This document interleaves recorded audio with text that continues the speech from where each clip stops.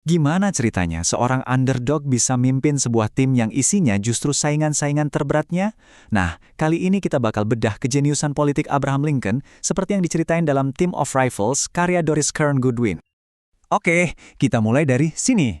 Reaksi orang pas dengar Lincoln jadi calon presiden. Bukannya disambut gembira, yang ada malah kekecewaan. Bayangin, bahkan seorang pemikir sekaliber Ralph Waldo Emerson aja ragu. Gimana bisa gitu kan? Seorang pengacara dari pelosok, yang namanya aja hampir nggak ada yang kenal di panggung nasional, tiba-tiba dipercaya buat mimpin negara di masa-masa paling kritis. Nah, ini yang jadi pertanyaan utamanya. Gimana caranya Lincoln, si kuda hitam ini, bisa numbangin raksasa-raksasa politik yang kelihatannya mustahil dikalahin? Apa ya rahasianya? Oke, jadi buat ngerti sehebat apa pencapaian Lincoln, kita kenalan dulu sama orang-orang yang dia kalahkan. Soalnya mereka ini bukan lawan kaleng-kaleng loh, mereka ini superstar politik pada masanya. Pertama, ada jagoan utamanya yang semua orang pikir pasti menang. Senator dari New York, William Seward. Pokoknya, dia ini selebnya politik, pusat perhatian kemanapun dia pergi. Seward itu bukan sekedar politisi biasa, dia itu entertainer. Coba deh bayangin, gayanya yang nyentrik, lengkap dengan sapu tangan sutra kuningnya yang ngejreng, dan di belakangnya ada mesin politik super kuat yang bikin pencalonannya kelihatan udah pasti menang. Lanjut ada Salmon P. Chase, mantan gubernur Ohio. Orangnya ambisius banget, prinsipnya kaku dan didorong oleh keyakinan moral yang, wah, kuat banget.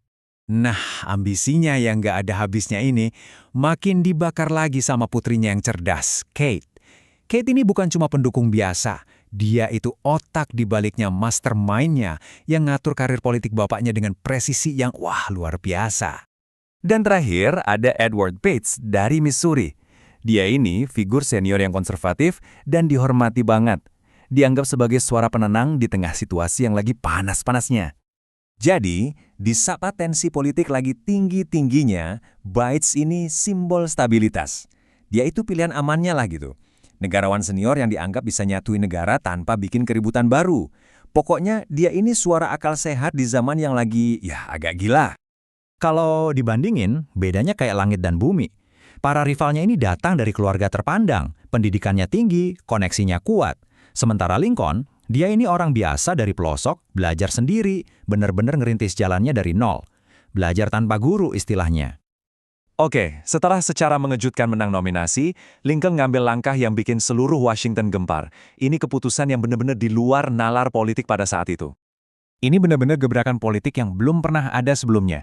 Bukannya ngumpulin teman-teman dekat, dia malah ngajak musuh-musuhnya. Bayangin, dia nawarin posisi-posisi paling penting ke orang-orang yang ya baru aja berusaha jegal dia habis-habisan. Dan disinilah letak kejeniusan Lincoln. Dia sadar banget, negara lagi di ujung tanduk, jadi butuh semua orang terbaik untuk turun tangan. Nggak peduli dari kubu mana. Buat dia, persatuan negara itu jauh di atas loyalitas personal. Oke, kita lihat gimana kelanjutannya. Karena tim yang aneh ini bakal langsung dihadapkan pada ujian terberat yang bisa dibayangkan. Perang Saudara Amerika.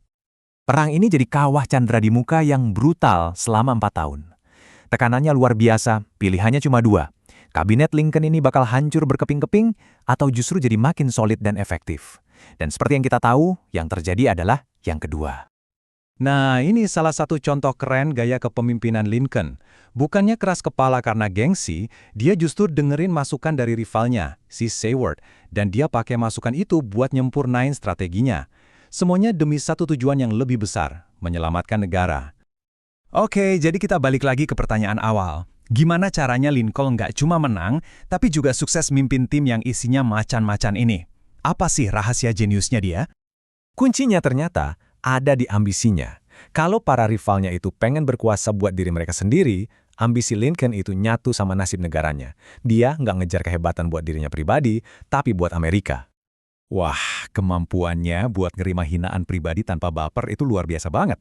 Dia berkali-kali nahan egonya, nurunin harga dirinya, matanya tetap fokus ke tujuan utama, menyelamatkan persatuan. Dan kekuatan inilah yang akhirnya bikin lawan-lawan yang paling sengit pun jadi respek. Jiwa besar inilah yang jadi fondasi kepemimpinannya. Dan ini paling jelas kelihatan di pidato pelantikan keduanya yang disampaikan pas perang hampir selesai, di mana dia ngajak semua pihak untuk berdamai, bukan balas dendam. Ujung-ujungnya kepemimpinannya itu nggak cuma mengubah rival-rivalnya, tapi juga mengubah Amerika. Ini ninggalin warisan yang bikin dia, seperti kata penyair Walt Whitman, jadi tokoh paling wah di zamannya. Terus, apa pelajaran yang bisa kita ambil dari semua ini? Kisah Lincoln dan tim rivalnya ini bukan cuma cerita sejarah biasa loh. Ini kayak semacam panduan buat para pemimpin di zaman yang penuh perpecahan kayak sekarang. Dan ini bikin kita mikir, apakah kejeniusan sejati itu soal menuntut orang buat nurut, atau justru soal ngebangun kekuatan dari rivalitas yang sehat dan saling menghormati?